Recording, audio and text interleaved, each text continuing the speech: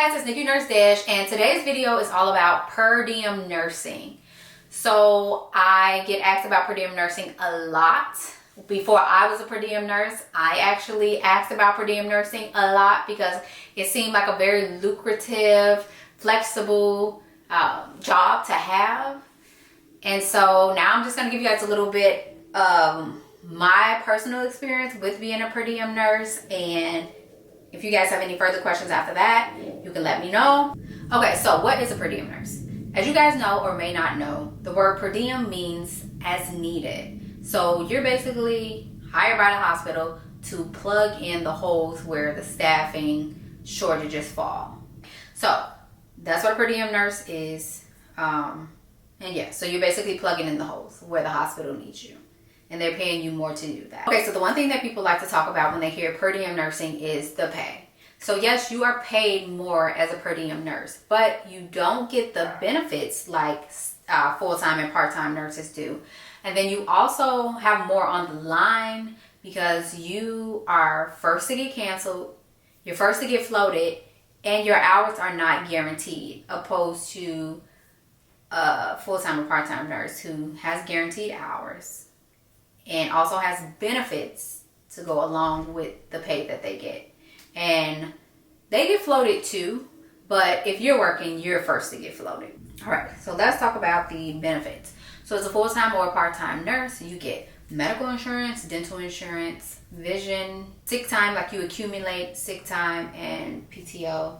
You have education hours, so let's say you go and take a class or something, you're paid for that class that you go to take. You get a 401k match.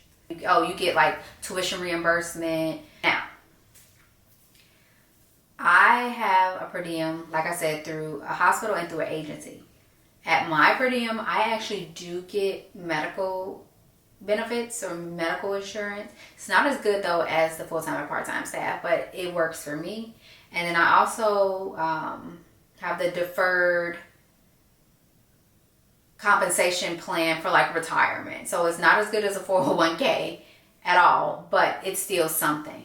And then at my agency per diem, I actually can contribute to a 401k with a match from the company. So you have to do your research when it comes to picking a per diem to see what works for you. Some per diems don't offer any benefits at all, only the higher pay.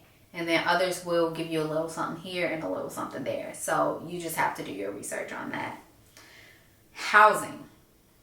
Now, if you have a PRN, a per diem position that's close to where you are already full-time or part-time, that's great, because you don't have to pay for an Airbnb or a hotel or an apartment. You can just go from your house to your per diem job and it's easy peasy.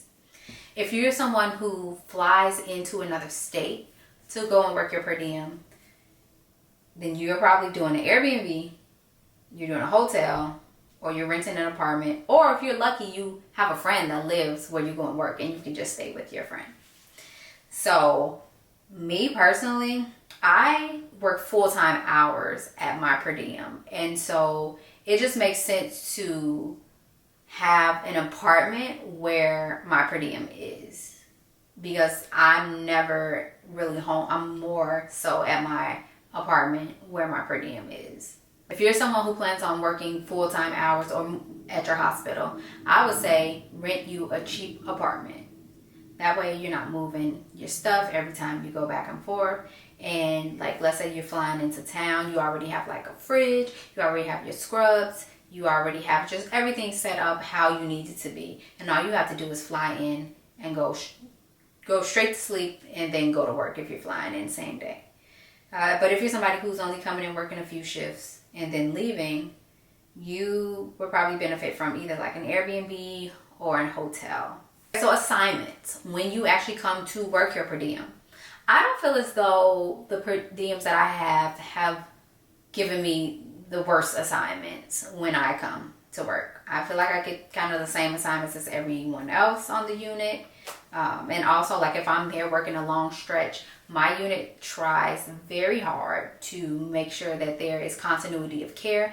And so for the most part, they will give me, like, if they see I'm on a long stretch, they'll try and give me a patient so that I have that patient the entire time that I'm there. So when I just worked over Christmas, I think I worked like 8 or 9 shifts straight.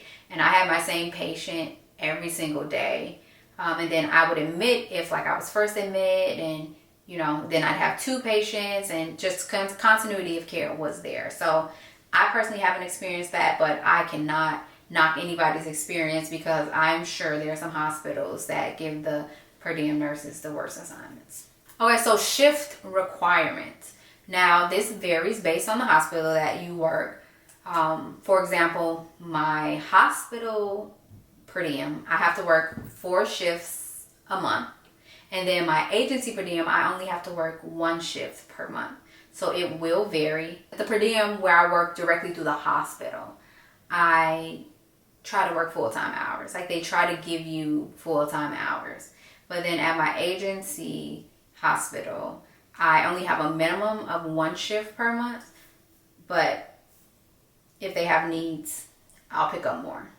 These are just the minimums. Okay, so let's talk about orientation. So most hospitals will have you do like that first day of hospital orientation, where they go through the mission and the values of the hospital. You're going to talk about patient safety. You're going to do glucometer testing and any other testing that they need you doing on the floor and give you access to. You're going to meet the union if your hospital has a union. And yeah, so it's that 1 full day of hospital orientation that you have. And then after that, you do floor orientation. So for me, I went to the unit. I had 3 shifts on days and then 1 shift on nights. Actually, I didn't even get my 1 shift on nights because the unit was short. So yeah, I was put into the count. So I just had my 3 shifts on days, and that was it. They don't expect you to need a whole bunch of orientation because they expect you to have experience. A lot of places say at least 2 years. I believe some will give you 1 year. Say you only need 1 year, especially if they're desperate. And yeah, they expect you to hit the ground running. Do I think you should quit your full-time or part-time job to just have a per diem job? Me personally, I would say no.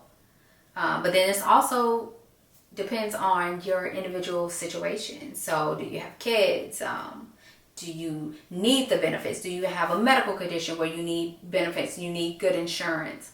Are you close to retirement and, you know, trying to qualify for that pension or 401k? You trying to keep that retirement fund cushy?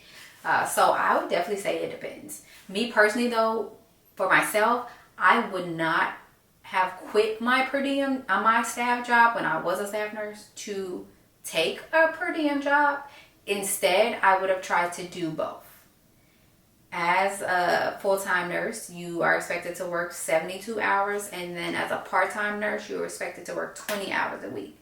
So I would have tried to find a way to make them both work together, opposed to just quitting one for the other. Because as I said, with per diem, things are not guaranteed. Your shifts are not guaranteed.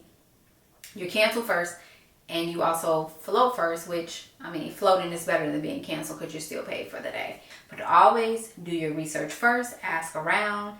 I mean, TikTok, you've got YouTube, you've got Instagram. I mean, there's so many nurses sharing this information, and all it takes is for you to reach out to somebody to get the answer that you need, opposed to just assuming and then being very upset. Because I would hate for somebody to quit their job, move all the way across the country, and then not, you know, be satisfied. Not having the money that you thought you would have, you know, being canceled all the time, etc., etc. So, yeah. I hope this video helps someone. If you have any questions, please comment them below or reach out to me at NickYourNurseEdge on Instagram.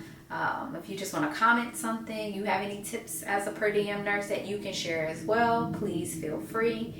And if you like this video, come back, subscribe. Yeah, so have a good day.